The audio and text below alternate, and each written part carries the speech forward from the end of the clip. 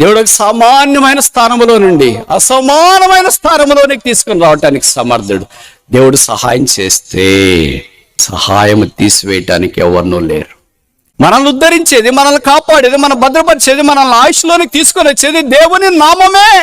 Convocation 1985 చివరి అనుకుంటా, హెబ్రోన్ హైదరాబాద్లో దాదాపు 20,000 మంది హాజరయ్యారని బైబిల్ పండితులు అంచనా, లేదా విశ్వాసులు పెద్దవాళ్ళకి అంచనా. కాన్వకేషన్కి నేను 2 సార్లు వెళ్ళా, 1984, 85 లాస్ట్.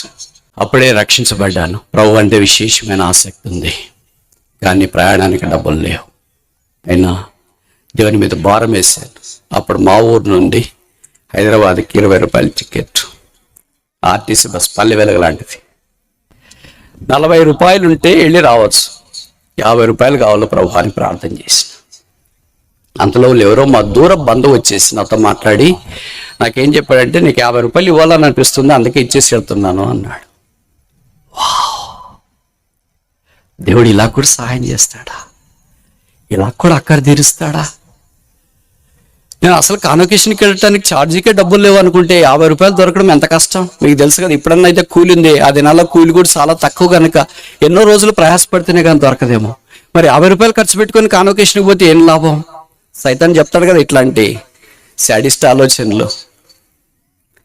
ఆ ఆలోచనలు పడిచేవని పెట్టి కాన్వకేషన్కి వెళ్ళాను.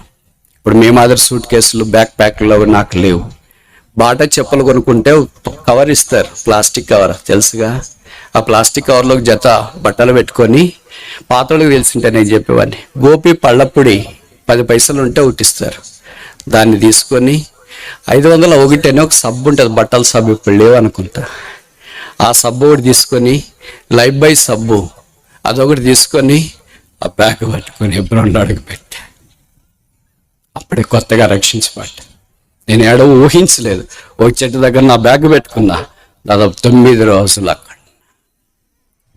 నేను ఏనాడు తలంచలేదు ఇలాగ మీ దగ్గర పరిచయం చేస్తానని, ఏనాడు తలంచలేదు హెబ్రోన్లో పరిచయం చేస్తానని, ఏనాడు తలంచలేదు ప్రభు నన్ను వాడుకుంటాడని. 1000 మంది వచ్చినారు కదా, వాళ్ళలో నేను కూడా ఒకడిని అనుకొని వెళ్ళి ఆ చెట్టు దగ్గర కూర్చున్నా. నేను ఏనాడు ఊహించలేదు, కానీ దేవుడు నాకు సహాయం చేశాడు. ఇది నా ద్రాక్ష తోటలో ఒక సామాన్యమైన పనివాడిగా పనిచేసే భాగ్యము దేవుడు నాకు ఇచ్చాడు. ఇది సహాయం కాదా? ఇది దేవుని యొక్క దర్శనం కాదా? ఇది దేవుడు ఆదుకునే విధానం కాదా? మనం నమ్మదగని వారమైనను ఆయన నమ్మదగిన దేవుడుగా ఉండి తన స్వభావానికి విరోధమైనది ఏది